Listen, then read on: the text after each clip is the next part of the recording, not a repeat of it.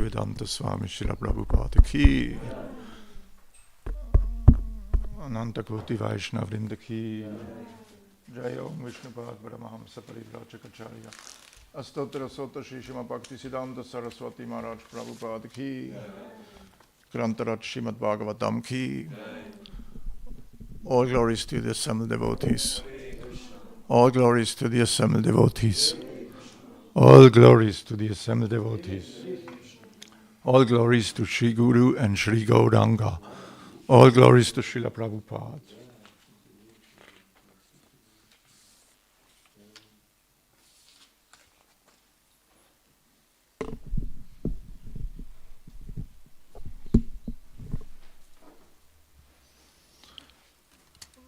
Om Namo Bhagavate Vasudevaya.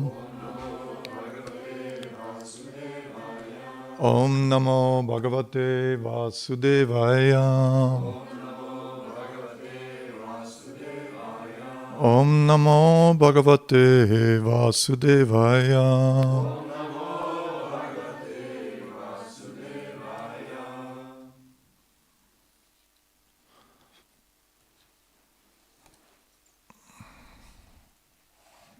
We are reading from the Canto 5, Chapter 14, The Forest of Enjoyment, Text 7.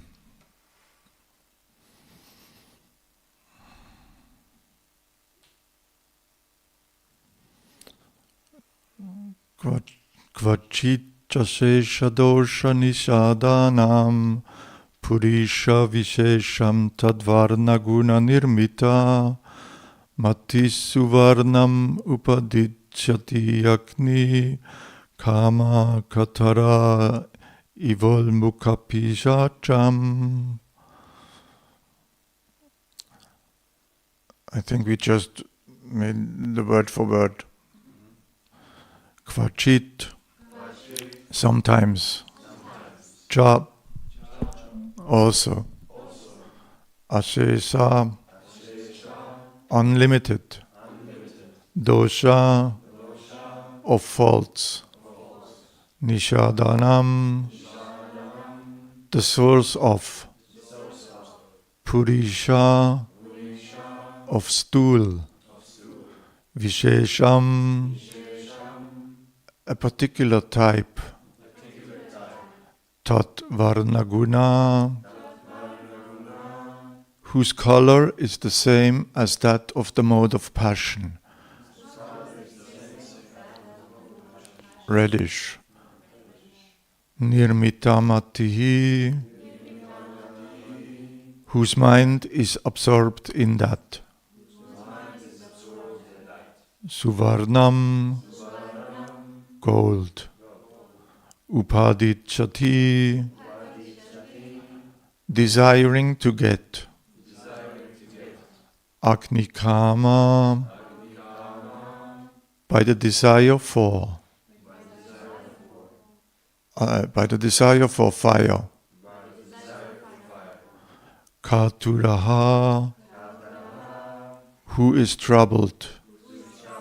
Iva, like. Ulmukapishacham,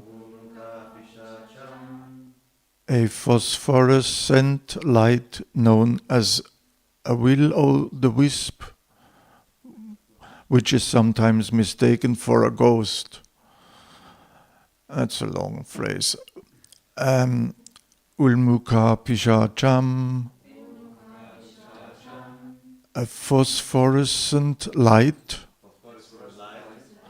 known as a will-o'-the-wisp, which is sometimes mistaken for a ghost.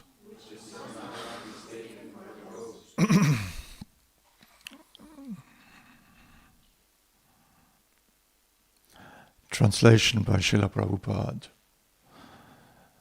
Sometimes the living entity is interested in the yellow stool known as gold and runs after it. That gold is the source of material opulence and envy, and it can enable one to afford illicit sex gambling, meat-eating, and intoxication. Those whose minds are overcome by the mode of passion are attracted by the color of gold, just as a man suffering from cold in the forest runs after a phosphorescent light in a marshy land, considering it to be fire. Purport.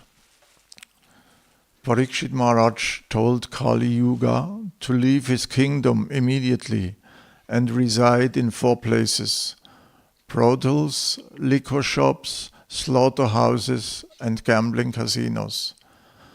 However, Kali Yuga requested him to give him only one place where these 4 places are included, and Parikshit Maharaj gave him the place where gold is stored. Gold encompasses the 4 principles of sin, and therefore, according to spiritual life, gold should be avoided as far as possible. If there is gold, there is certainly illicit sex, meat-eating, gambling, and intoxication. Because people in the Western world have a great deal of gold, they are victims of these 4 sins. The color of gold is very glittering, and the materialistic person becomes very much attracted by its yellow color. However, this gold is actually a type of stool. A person with a bad liver generally passes yellow stool. The color of this stool attracts a materialistic person, just as the will-o'-the-wisp attracts one who needs heat.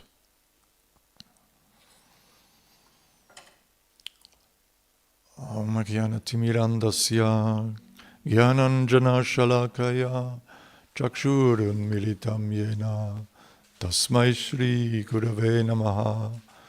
Shri Chaitanya Manobishtam Stapitam Yena Bhutale Swayam Rupa Kadamayam Dadati Svapadantikam Vandeham Shri Guru Shri Uta Padakamalam Shri Gurun Vaishnavamscha Shri Rupam Sagrajatam Sahagana Raghunathan Vitam Tam Sajivam Sadvaitam Savadutam Parijana Sahitam Krishna Chaitanya Devam Shri Radha Krishna Padam Sahagana Lalita Shri Vishakam Vitamscha E Krishna Karuna Sindhu Dinabandhu Jagatpate Gopesha Gopika Kanta Radha Kanta Namostute Tapta Kanjana Gorangi Radhe Brindavanishvari Vrishabhanu Sute Devi Pranamami Hari Priye Vanchakalpatarubhyascha Kripa Sindhubhya evacha Patitanam Bhavanebhyo Vaishnavebhyo Namo Namaha. Jai Shri Krishna Chaitanya Prabhu Nityananda Shri Advaita Gadadhar Srivasadi Gaura Bhaktavrinda. Hare Krishna Krishna Krishna Hare Hare Hare Rama Rama Rama Hare Hare.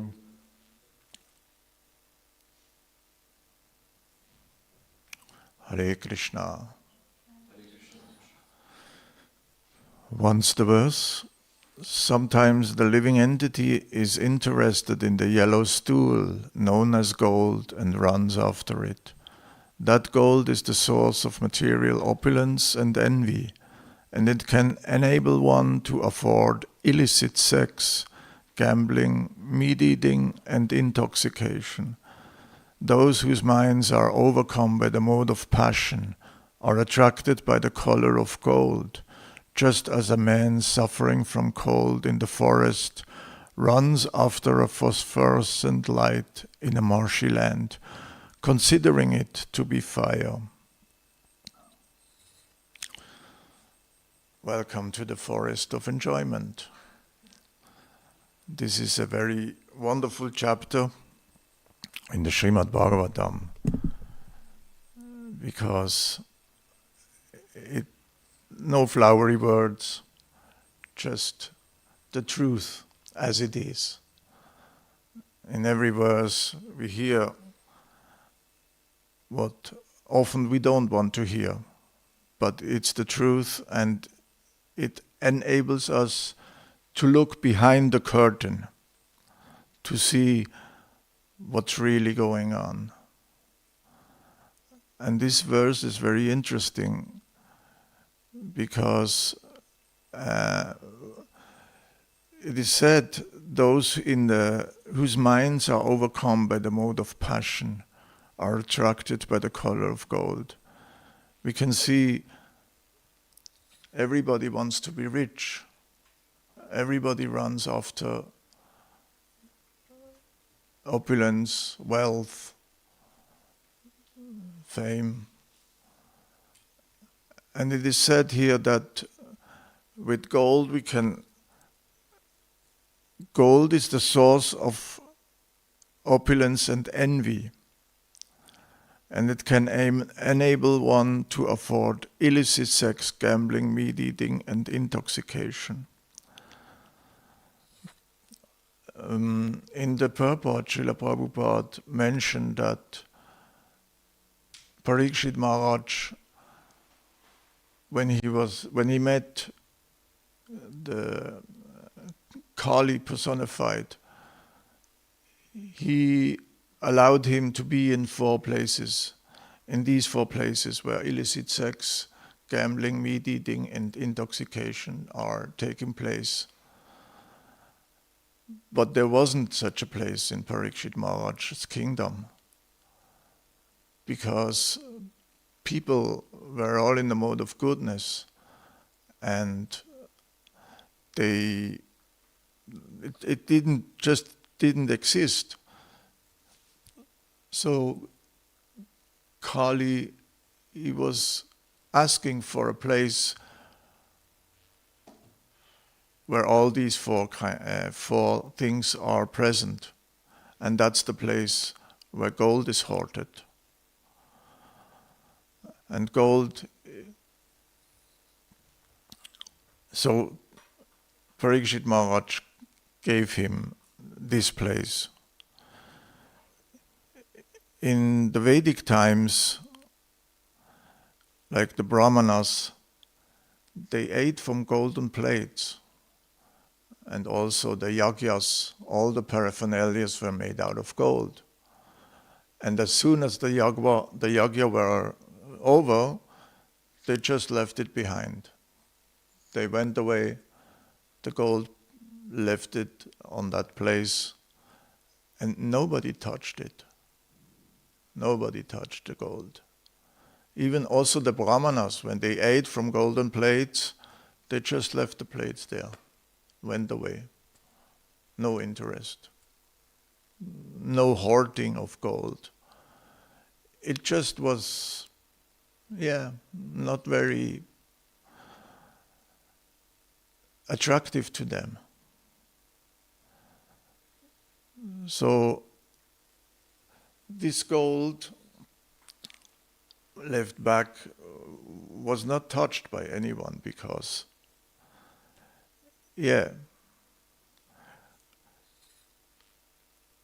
gold was considered to be pure. It is still considered to be pure. And one may ask oneself, here it is mentioned, the color of gold is like yellow stool. But is gold good or bad?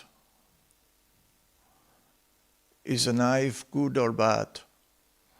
It depends on the consciousness of the one using it. So,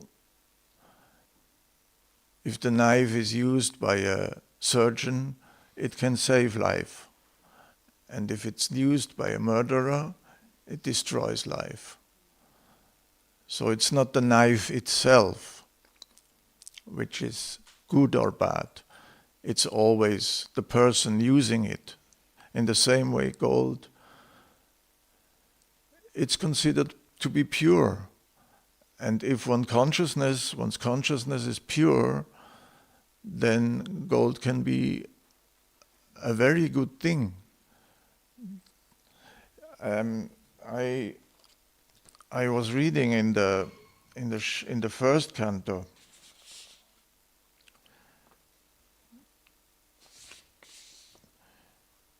For example, the personality of Kali asked for something more, and because of its begging, the king gave him permission to live where there is gold. Because wherever there is gold, there is also falsity, intoxication, lust, envy, and enmity. And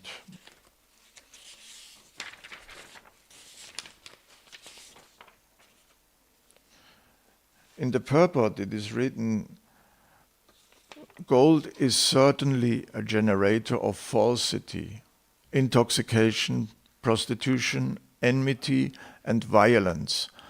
But under the guidance of a proper king or public leader, or a brahmana or sannyasi, the same gold can be properly utilized to re-establish the lost legs of the bull, the personality of religion. So the bull has 4 legs when it's the whole. You know, you have Tapa, Shaucham, Daya, Satyam. You have these 4 pillars, and with every yuga, one of the pillars is going lost. So if gold is properly used by a sannyasi, then through this consciousness, the 4 pillars can be re-established. And that's exactly what we have to do, we need to do. You know,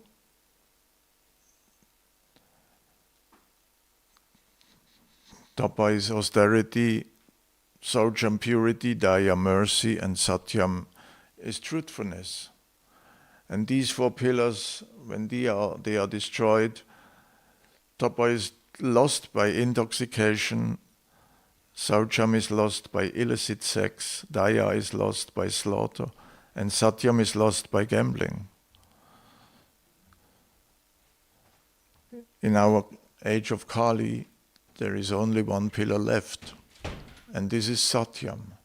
And one may ask oneself, why? What's Satyam? I mean, we read about so many lies were propagated from politicians, for examples.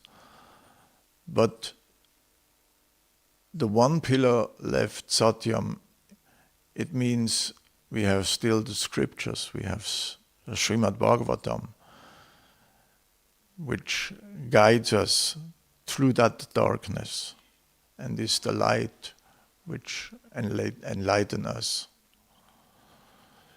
There is a story of a brahmana wanted to enjoy with a prostitute, and the prostitute, they were at that time courtesan. They were called courtesan because they were, first of all, very intelligent, and also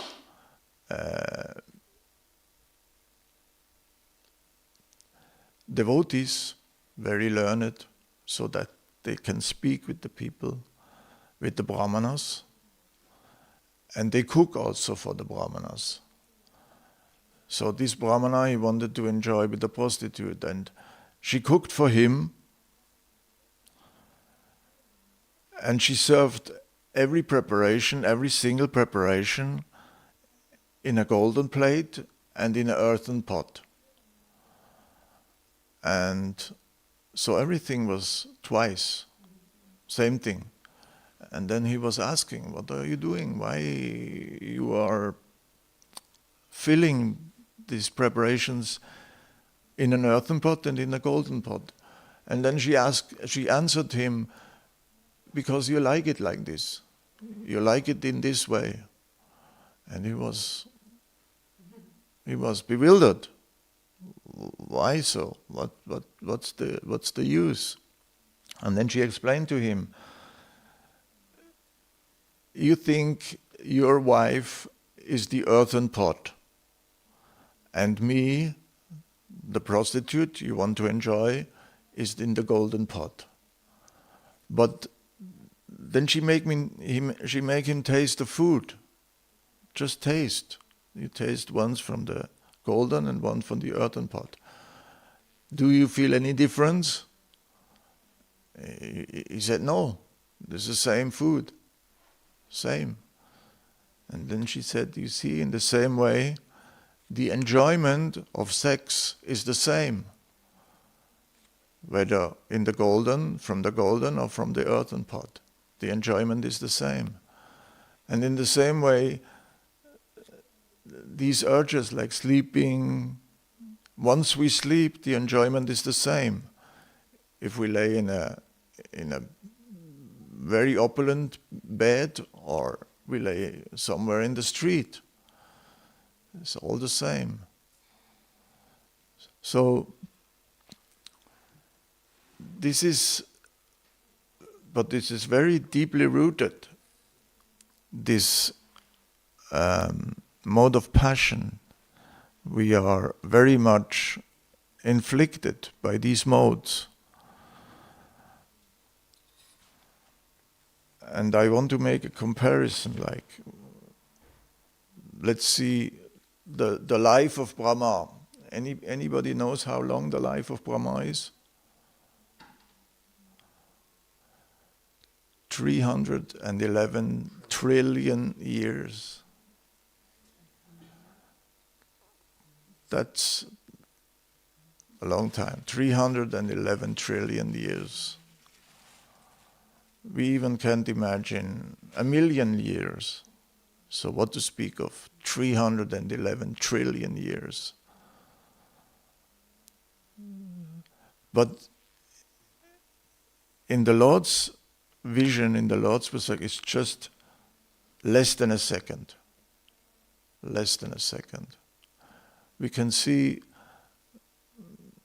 when Mahavishnu is one breath out, 311 trillion years, one breath in, 311 trillion years. So it's for the Lord, it's just a moment, just like that.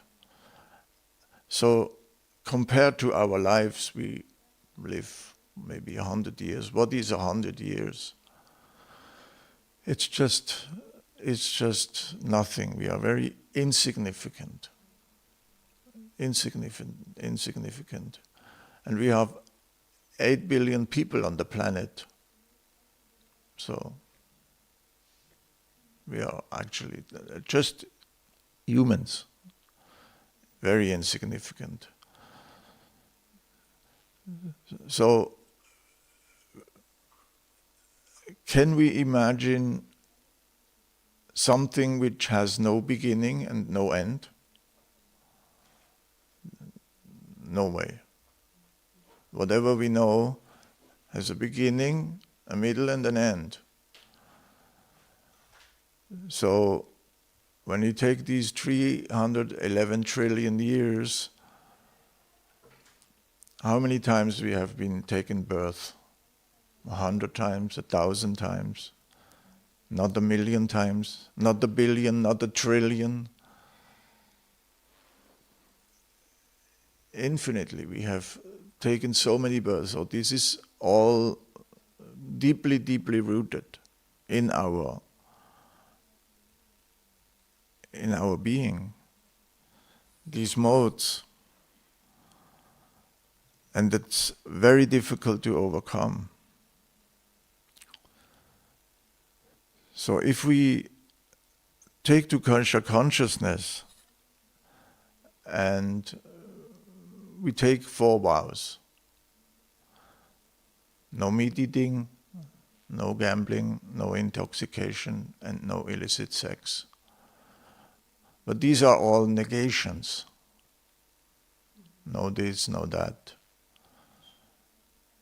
In the same way, Krishna in the Bhagavad Gita, he explains in the 2nd chapter the nature of the soul.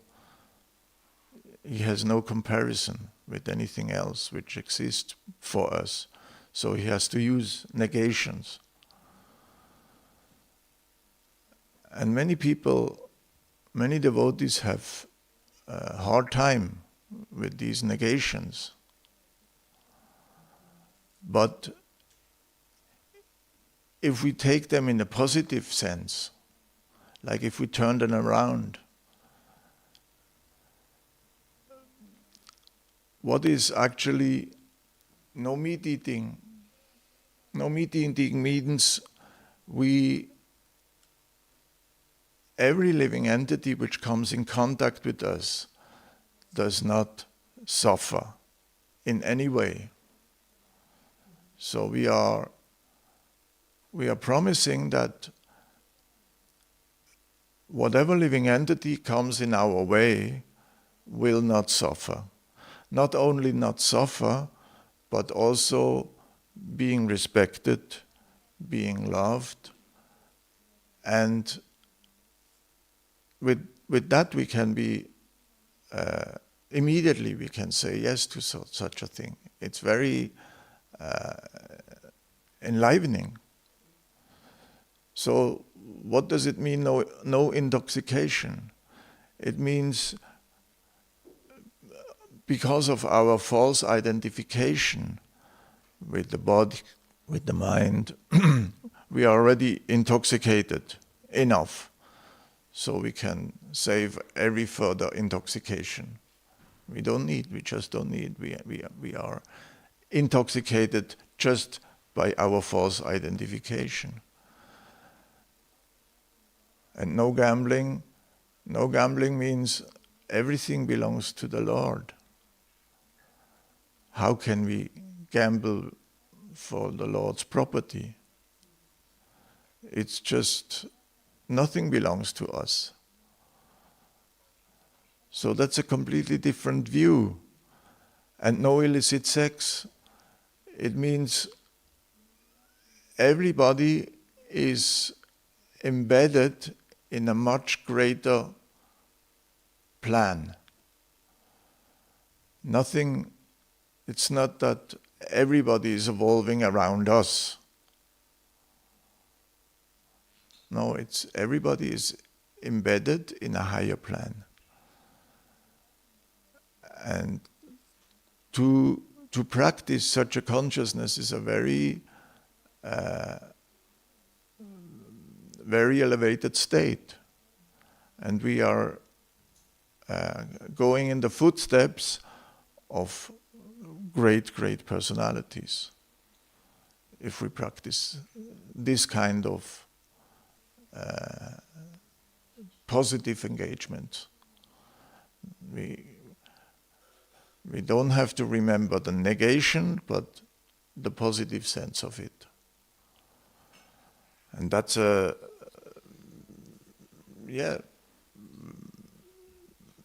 honor. I say, because we have a material body, we all have similar desires. We all have a tongue. We like to eat. We all have pushes. There is cold, there is too hot, too cold. We have hunger. We like to eat. We have to eat. We have to sleep. So all these pushings are similar to everybody.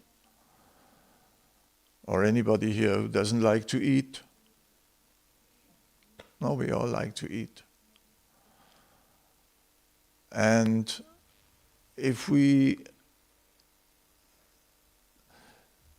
look at advanced devotees, they have a greater ability to tolerate these urges these pushings and pullings. It's not that we may think, oh, they're advanced, they don't have these pushings, they don't have to tolerate. Yes, they have same thing. They have to tolerate these pushings and pullings. But their ability is much greater to tolerate. Like when we compare this, we spoke about this lifespan of Brahma and this eternity. Often Srila Prabhupada, he just mentioned, let's take the book of Rasikacarya Prabhu. What is the difficulty? He minimized all these pushings, Prabhupada. What's the problem? Compared to the eternity, compared to the lifetimes we already spent here in this material world with these pushings, just tolerate one lifetime.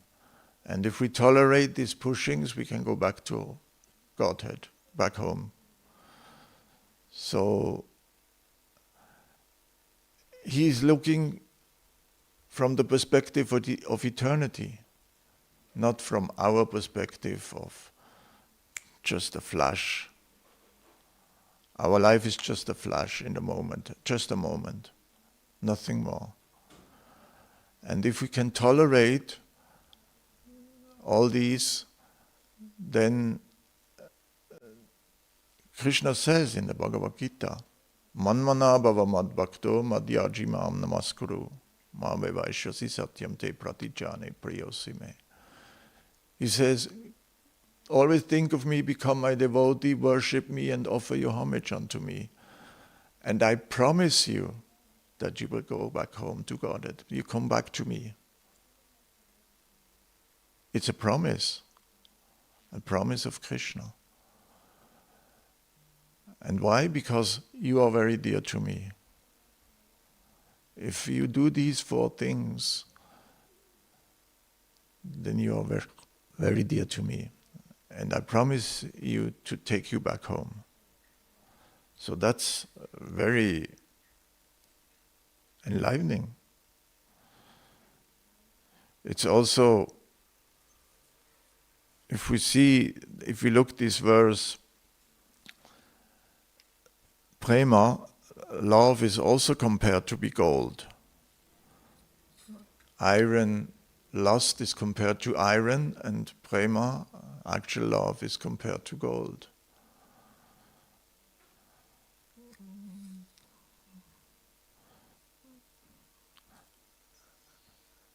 And it's interesting, the last phrase in the verse,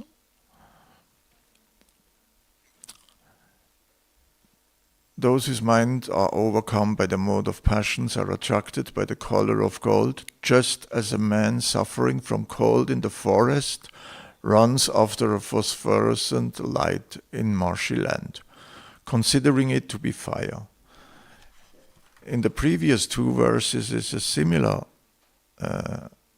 phrase. In text number 5, it is compared to a phantasmagoria, a house in the sky. And in verse 6, last verse from yesterday, just as a deer chases a mirage in the desert. And the Srimad Bhagavatam also says that whatever we are living here is a dream. Whatever we see, whatever we think, whatever is around us is all a dream. And that's exactly these phrases. It's all a phantasmagoria. We are running after phantasmagoria. We are running after gold, after wealth, just to have an easy time with these 4 sinful activities. But if we look behind the curtain, it's all a dream, nothing else than a dream. But only if we are practicing Krishna consciousness, if we are surrendered to the Supreme Personality of Godhead, only then we are able to overcome this mode of passion. Krishna defines mode of passion in the Gita. He says, O chief of the Bharatas, when there is an increase in the mode of passion, the symptoms of great attachment, fruitive activity, intense endeavor, and uncontrollable desire and hankering develop. So this is all the mode of passion. Attachment, fruitive activities. We can see everybody in the world is running after business. Intense endeavor. Everybody is endeavoring very hard. And uncontrollable desires and hankering. Jai Shri Jagannath Baladev Subhadra, Jai Shri Shri Gaur Nitai.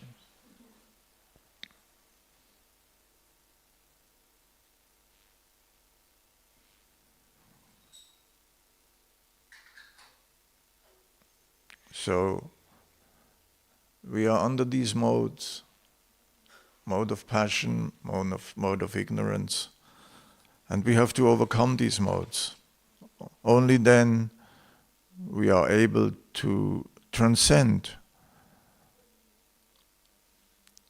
these hankerings, these pushings. We are able to tolerate.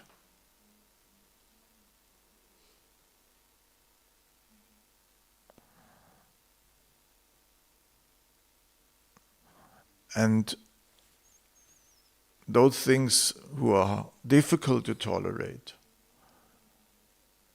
we try to avoid them. We don't go near them.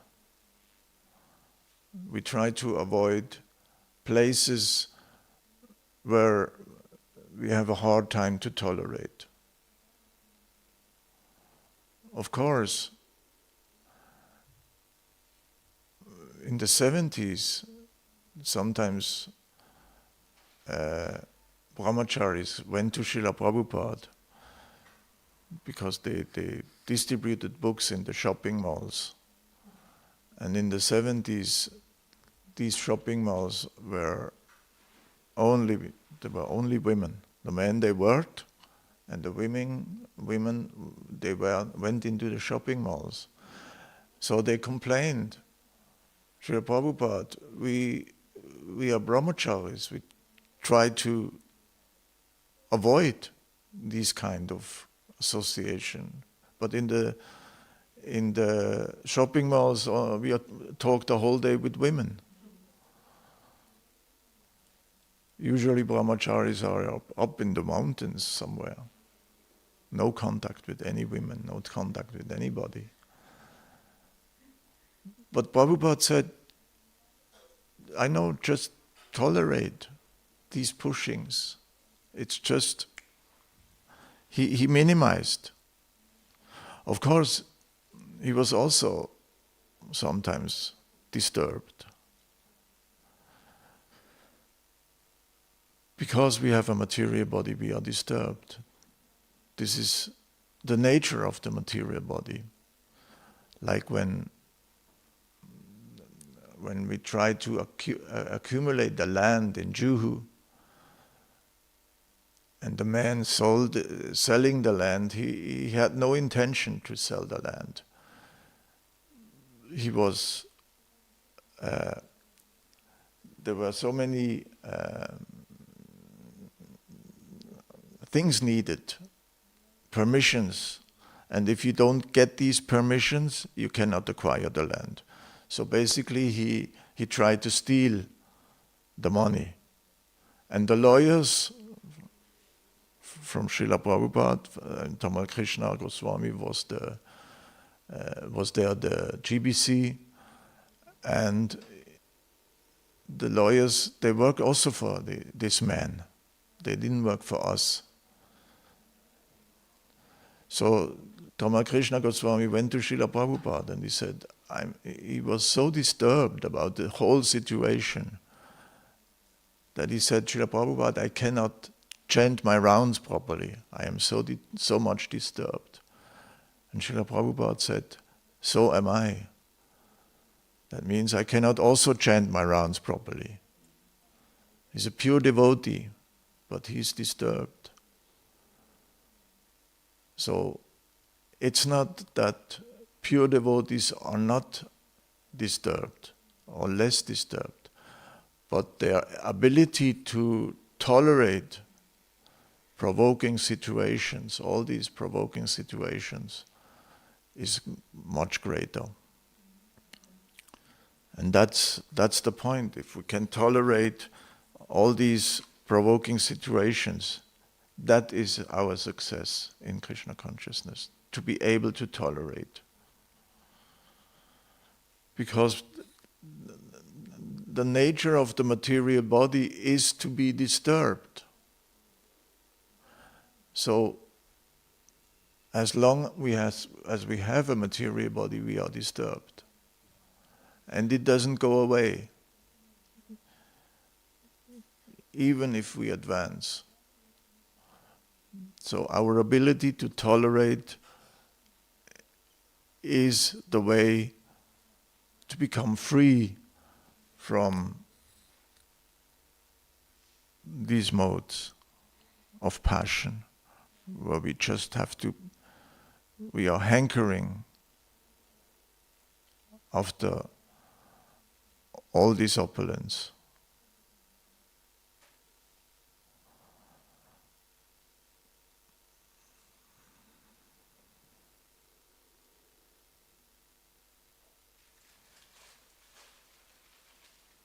It is also mentioned that this gold is the source of envy. This is also one pushing lust, anger, to be angry, to envy. If somebody has something we want, we don't get it. It's difficult. It's difficult. But these pushings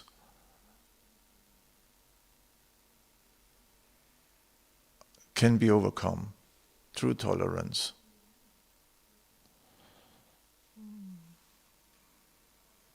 Yeah.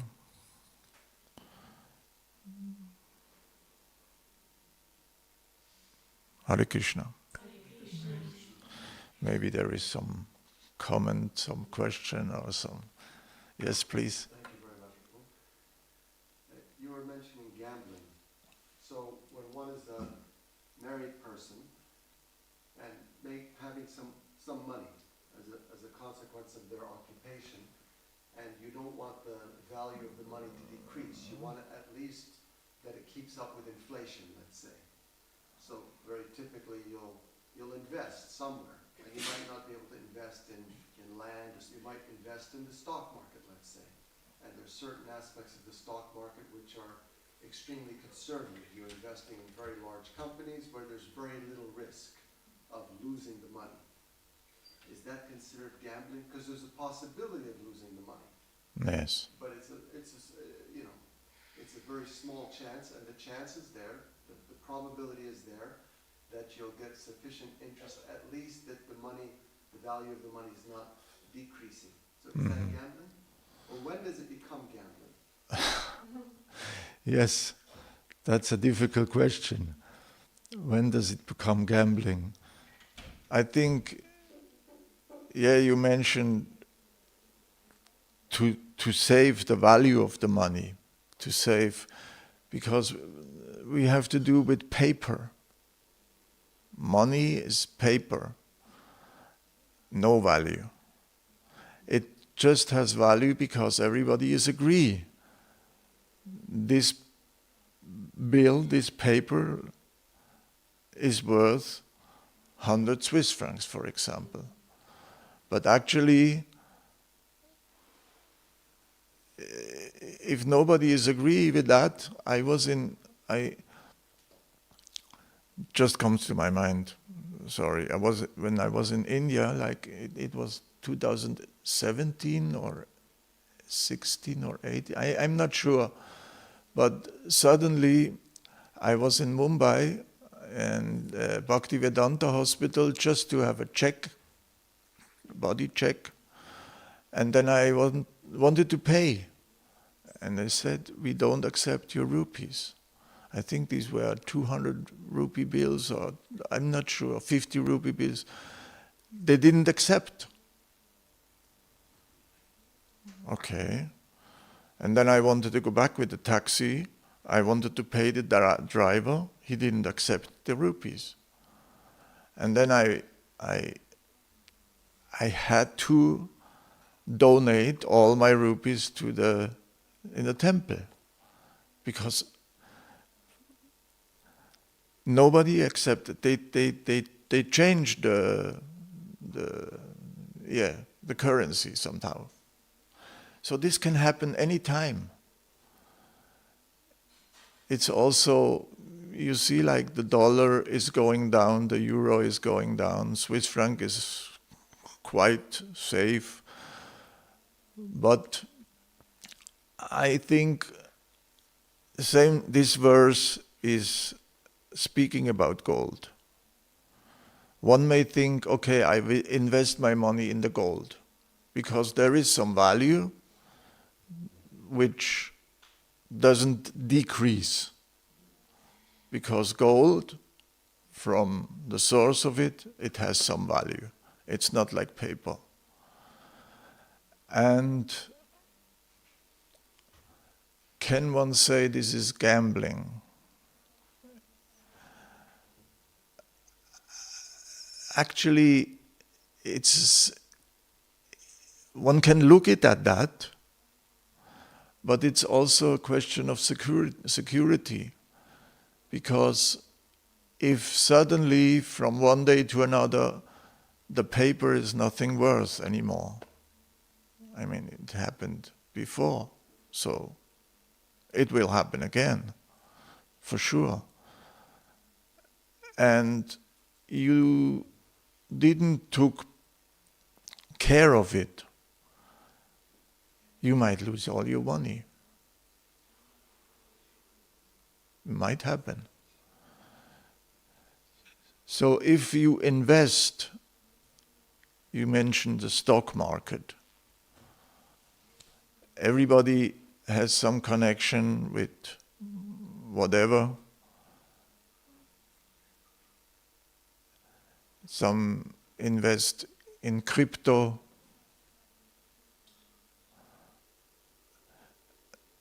It's how to say, if there is only on the screen a number, I think it's no safety. Because whenever there is electricity down, no screen, no number. So you lose. And if you have something,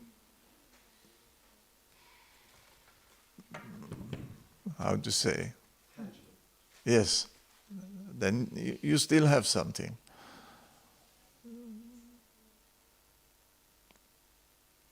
But of course, one can look at it as gambling. Same like also in the sport, you know.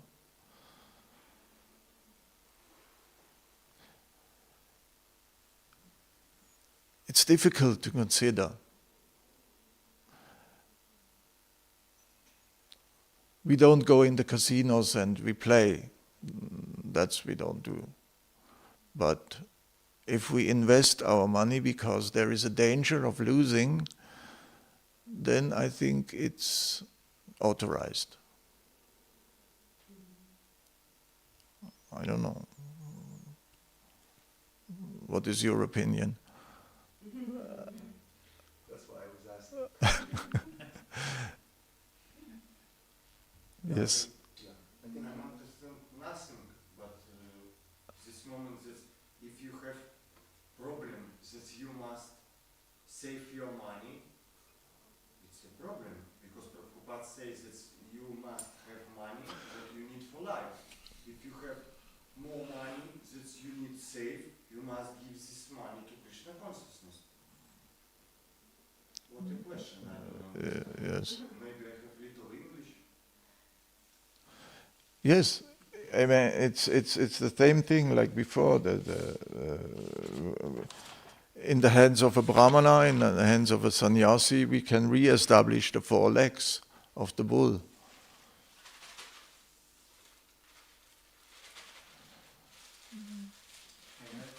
One Prabhu was explaining to me that gambling is a little bit like trying to cheat our karma. So we try to get some gains from the future that we haven't really worked for. Yes. So in the same sense, like if it's with investing, if I really put the knowledge, I read books about investing, I researched, I developed some kind of expertise, then I worked for my gains. Yes. But if I just am hoping for a quick gain without any work, then I'm kind of cheating. Yes. And Yes. at some point in the future, I will have to pay for it. Yes. In that way, it makes sense to me. Yes. We try to get something we don't deserve. Actually, it is fixed. The amount of money we will have in that life is fixed from our birth. We cannot get more.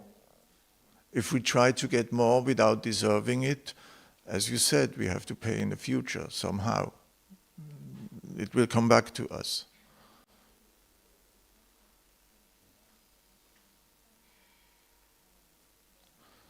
Today is also the day when Srila Prabhupada was forming ISKCON.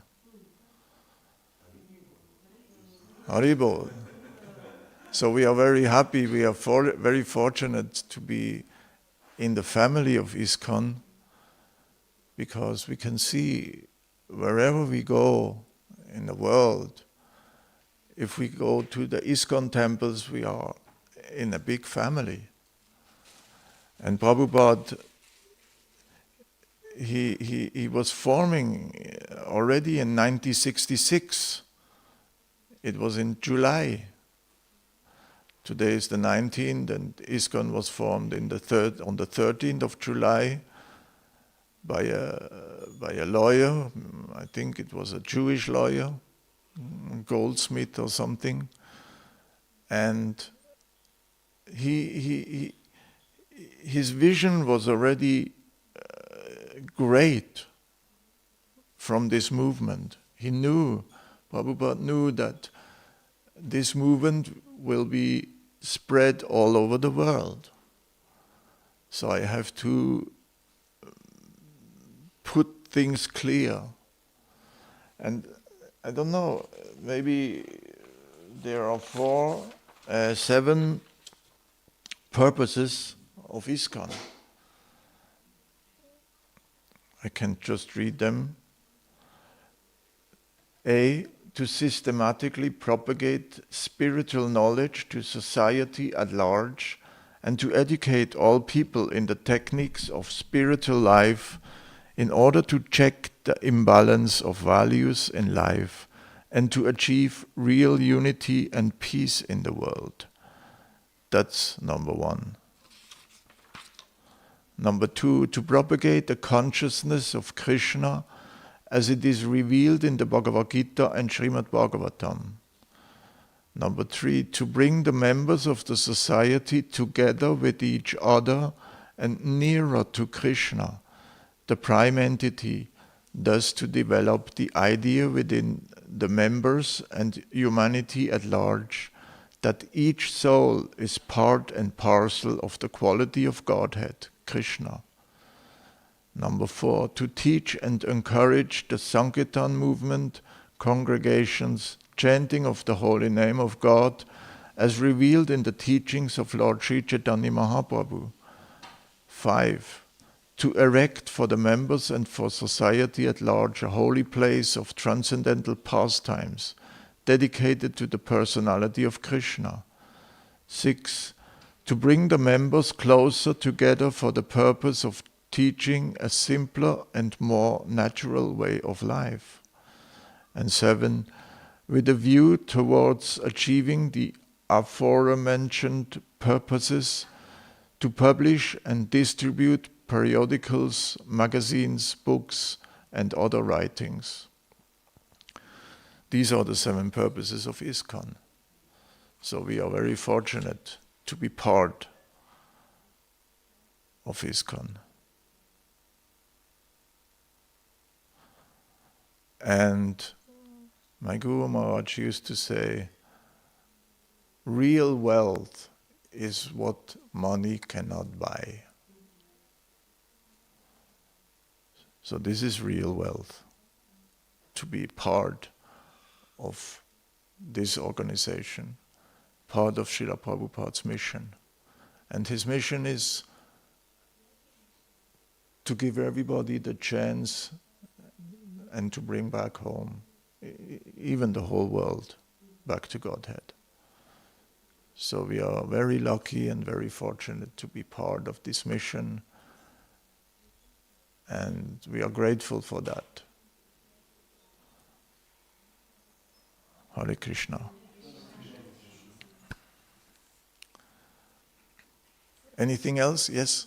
Can I ask a question?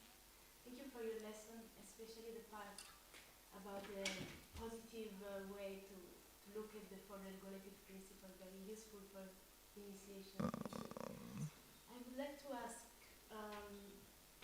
you say that our, as is mentioned in the scriptures, that our life is like, it could be like insignificant because it's compared to the huge time of lifespan of Brahma. And also our life, this specific life that we are living is very insignificant compared to the many lives we already live. And but in the same time, this life is also very important because we are part and parcel of Krishna. And also every living entity is very important. And so how to find a balance between these two awareness of the insignificant and also of the importance? Okay. Yes, that's a great mystery. To realize that we are not the center. We always want to be the center, we want to be the enjoyer, we want to be the ruler. And to realize that it's not evolving around us, life, it's not evolving around us, but around Krishna. And we can be part of his Leela, evolving around him. It's like when we see a mountain in the distance, we just see the mountain and some greenish and reddish, and the closer we come, the more small we become. The mountain become very big and we become very small. So it's the same approach in if we approach God, Krishna, then the more we approach, or we have the ability or the feeling to approach, the lesser we become. But it's not a loss, it's a gain, because we see the greatness. We don't see our smallness, we see the greatness of Krishna.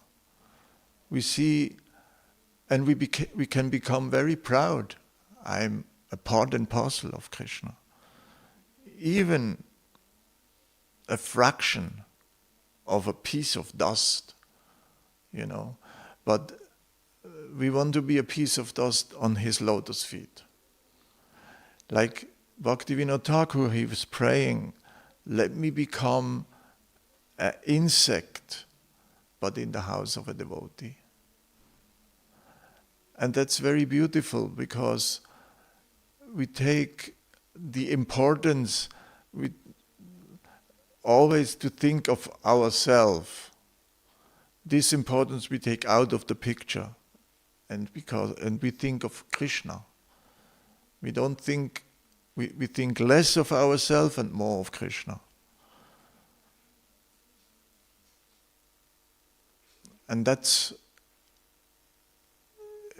we can see all the great acharyas, they speak of themselves as very fallen, very insignificant. Even they want to become insects, or Brahma, he wanted to become a piece of grass where the gopis step on it, because this is our great fortune. If the gopis step on us,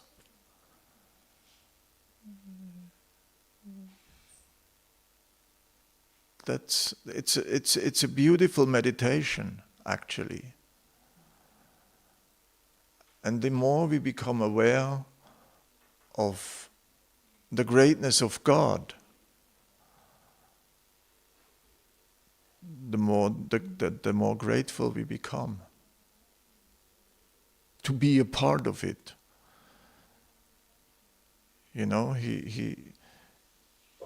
Krishna, he loves us infinitely.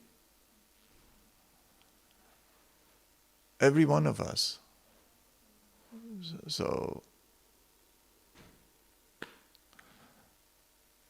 is there a better thing? There's nothing better,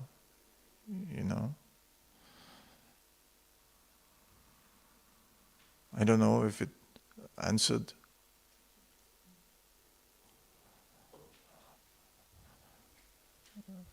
Anything else? Rantarat Srimad Bhagavatam ki, Srila Prabhupada ki.